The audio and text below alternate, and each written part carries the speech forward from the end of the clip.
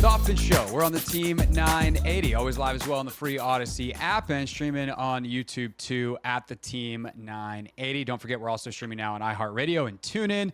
But right now, it is our pleasure to welcome in Glenn Kaino, who is a director, and he directed an absolutely beautiful short film called Hoops, Hopes, and Dreams. And it chronicles how basketball played an integral role in perhaps the two most significant African-American figures' lives of the last century in America, Martin Luther King Jr. and Barack Obama, starting with the story of Martin Luther King Jr. And that's where I want to start with you, Glenn. First of all, thanks so much for doing this. Thanks for making this film, and welcome to the show. Of course, thank you for having me. Yeah, it was a pleasure and an amazing opportunity to make this project. So. The way you did it was so cool. The way it was shot, the art, like the cartoon type style art that's in. I love the way you told the story. But there has to be a story to tell. When did the story of Martin Luther King Jr., the Hooper, kind of come across your desk? So funny enough, so by trade, I'm a visual artist, and I have been working for years with the athlete Tommie Smith, who you might know in 1968 raised his hand in salute in the Olympic Games. And Tommie and I have had shows at multiple museums, and we actually made a film together called Withdrawn Arms. It's a really exciting journey, and we got to meet President Obama with Tommie and Colin Kaepernick, a bunch of people. And you know, my studio, my team, and myself, like when I engage a project, it's sort of like a deep immersion, holistic 360 sort of like collaboration, you know. And so one of the things that we did with Tommie, besides, you know, fulfill a lot of his goals and that had been fulfilled, was we helped start his foundation called the Tommie Smith Youth Initiative. And every year, Tommie and the team gives an award to an honoree, you know, at a celebratory dinner. And the foundation's great. They you know, give grants to young athletes and scholars. And a few years back, the grantee was, or the honoree was Ambassador Andrew Young, you know. And so I'm always at the gala. I sit in the corner in the back. I'm like Asian dude in the back of the corner eating my food. And I've done multiple interviews like you have with people with Tommie. But funnily enough, whenever a politician is in conversation with Tommie, with people in front, somehow they feel compelled to talk about how great of an athlete they were, you know, even though Tommie has multiple world records. And so Right. and Andrew Young's no exception. So I'm sitting there eating the food. Andrew gets the award. He's holding a little sculpture that I make. And he says, "Tommie, did I ever tell you the time that Dr. King and I played basketball?" And I just dropped my fork. I was like, oh my God, what is this story?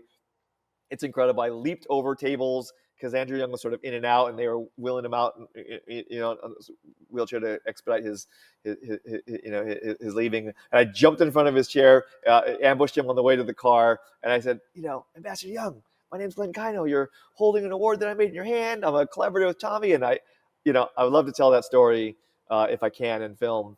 And he said, "I love Tommie. I love basketball. Yeah, let's do it." You know, and so he right then he said, let's tell the story. And we had not yet heard that, you know, before. There were small references in his book, and, you know, on a podcast he had one mentioned, like, you know, 15 years ago, 12 years ago. And so we were excited to get the story. And you know, right then I'd called my producing partner, a fellow named Michael Latt, who was unfortunately killed in the process of making this film. But his mantra was "Lead with Love." And you know, Michael and I started working on the project, and it's been a gift every day. So. Man, that's an awesome story. I can now imagine, having seen the film, like the cartoon, if you will. And I'm saying cartoon. Is there a better term that I should Animation. use? Animation. Yeah. Sometimes my brain doesn't really work great with the words. I talk for 3 hours a day, Glenn. I don't know why they gave me a show. But yeah, the animation. I can imagine you just jumping over the table in the animation now. Oh my God! We obviously we need that. First of all, second of all, I happen to be reading a book that I literally just finished last night called "How Basketball Can Save the World." I don't know if you're familiar with it, but it highlights a lot of different things about basketball and its place in culture, and it often goes back to James Naismith and why he created the game and kind of the soul of basketball. And I thought about that book, obviously, because I was reading it as I'm watching the film, and this initial game and a lot of the initial work that Ambassador Andrew Young does with Martin Luther King as they're bringing people together to play basketball, and even King's initial recruitment of Young happens in a YMCA, which is, of course, where James Naismith created the game. And I'm curious if that kind of lineage came up at all, kind of this root core of what basketball meant, the YMCA-ness of it all, and how that kind of greater mission of basketball of why James Naismith even started the game, how that is a through line in this story. Yeah, no, I would say, just to be super, sort of, I guess, candid about the story. And Andrew Young didn't, so I don't believe he met Dr. King in the gym. I think that's the first time they played basketball was in the Y together. Right. Clearly knew each other. But I think that the reason why this is for us an important story but for the world has been an ignored story, is because it hasn't been something that sort of, as a story risen to the occasion of sort of how we want to or assume to view our leaders. No one thinks of them like, oh, these guys can play basketball, they can hoop, and I saw that and saw a creative opportunity to tell a story that not only, as I've been saying, brings our leaders and heroes down to our level, but paints a pathway for us to aspire to be at their level. They're just like us in both directions. And I think that particularly when Andrew and Dr. King were Andrew and Dr. King were playing ball, it was an explicit effort to stop nonviolence. And what Andrew was saying in the film is that, particularly young men in youth culture, it's very easy to want to be violent and to be angry, and a way to, connect with people, to diffuse situations in a nonviolent way, what was them playing basketball with them, which was great. And I think a utility born out of basketball. And then Jamel Hill is such a great orator and so wise, and for her to piece through the connectivity between the way you play sports, as sort of like a leadership tell, I think those are all very important, characteristics. But so I don't want to overplay the story, but I will say from a poetic and a sort of connectivity, and in this moment right now that we're in, where it's so divisive, and it's divisive, in a lot of ways, because we have preconceived ideas of who these people are that we're fighting for, fighting against, and I think what we're trying to, hope to put forth is the idea, that there is a lot more humanity and interesting middle ground and mix, and sometimes, being teammates is a good thing. For sure, and there's a great quote in the doc. How you play sports is a character reveal. Yeah. And that, I think, is so true. Glenn Kaino, director of Hoops, Hopes, and Dreams, with us again. It's been showing at a bunch of film festivals. Debuted at Sundance, but was at the DC Docs Film Festival a couple weeks ago here in the district. And it's an awesome film. He's with us on the Hoffman Show. One of the other folks that you talked to for this film was Jerry West, and just based off the timeline of making it, this had to be one of the last interviews that he did, as we lost the legend, I believe it was last year, if not earlier this year. So very simply, like, what was it like to get to talk to Jerry West about basketball? Yeah, in fact, I believe that we're the last interview that Jerry ever participated in. And I have done we're so grateful to the Clippers organization for helping us. Chris Wallace, Gillian, Zucker, and the whole team there, Steve Ballmer. I have actually created, as an artist, I created the monument in front of the new Intuit Dome. Wow. And so I've been working with the Clippers for a while, and they gratefully and thankfully sort of facilitated that interview. I mean, talk about dream come true interviews, and someone who I grew up, looking up to and thinking about, and complicated histories, watching documentaries and scripted shows about the Lakers and about Jerry and whatnot. But it was really great to hear him talk, and really he was so passionate about the sport of basketball and the ability for it to be a unification, sort of, tool, and the idea of how, connecting with his teammates, and, how everything he learned in life, he learned from basketball, particularly in terms of, social and cultural relations, and he painted a really, great picture for us that we put in the film. But, we were with him for hours, talking about a bunch of different things. So, yeah.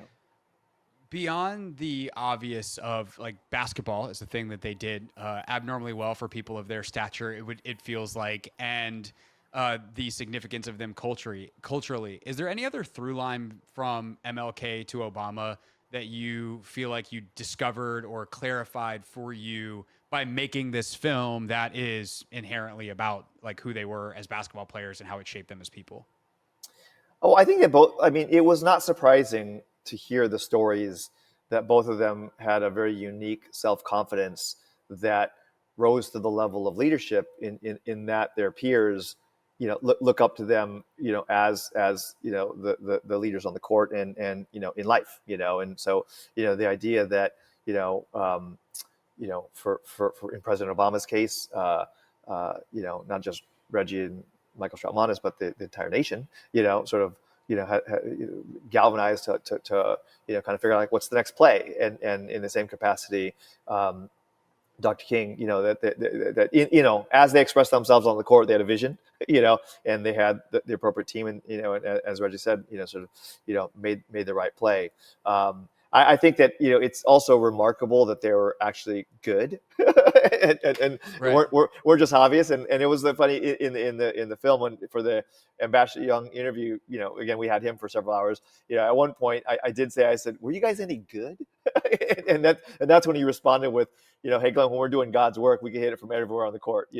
I think the bit we cut out is he was probably listing names and talking about Steph and other people, but pretty much he was saying that they were not good, but when they were doing God's work, they got good, which was really funny, and that's something I'm not unfamiliar with, because for Tommy Smith, when he won the 200 men's, the last 25 meters of that race, is spiritual. If you look at that race, he was behind, he had an injured groin, and somehow, because his intention was to do the right thing, God, the world conspired. And I didn't even grow up as a religious person, but watching that film, you're like, I don't know, it looks like someone put an invisible string on Tommy's waist and pulls him across the finish line, Right. and you got to think like when, if Dr. King and Ambassador Young show up at a court asking for who's next, trying to defuse a situation that could possibly be explosive at any of the moments. I know that specifically for the film, they were talking about, a very chaotic moment up in the sort of New England area, so they drove up from the south and up north, and these guys walk into an explosive environment trying to figure out how to defuse the situation. If they can't make their shots and are discredited, maybe the kids Right. don't listen, and maybe it doesn't work, and so I think it's remarkable in all these cases that the teams are actually good. So. Yeah, no, the respect of like, I don't know, he's pretty good. Like maybe we should listen to him. Like anyone who's played, that's a real thing. I don't know whether that's a good thing, but it's definitely a real thing, and it certainly did a lot of good in that realm. Glenn Kaino with us again. The film is Hoops, Hopes, and Dreams.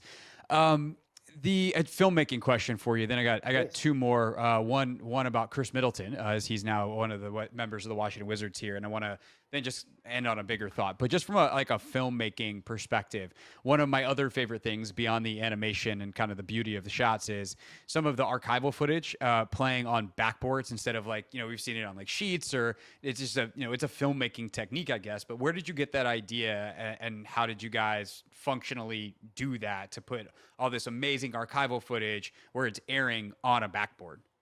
As an artistic, that's an artistic choice, and alongside making the film, as I mentioned, I was in the process of building the monument for the new Intuit Dome, and the sculpture there, and you can look at it later if you Google it, and super stoked. There's a little mini 3D version on Google Maps if you go there too. But it is that's really cool. it's a 50-foot long clipper ship, but all the sails are made from backboards that were inspired from backboards I've seen around the world, And what I wanted to do is I want to build a metaphor of a gesture of like progress with cultural progress and unity. Sort of, the basketball is the wind behind the sails of that, and so it's this beautiful. So I had all these mock-ups in the studio. I have a pretty decently big studio in LA, and I had all these basketball backboards in the studio, and as an artistic gesture, whenever I make a film or any type of project, I don't want to do it the same way everyone else has done it before,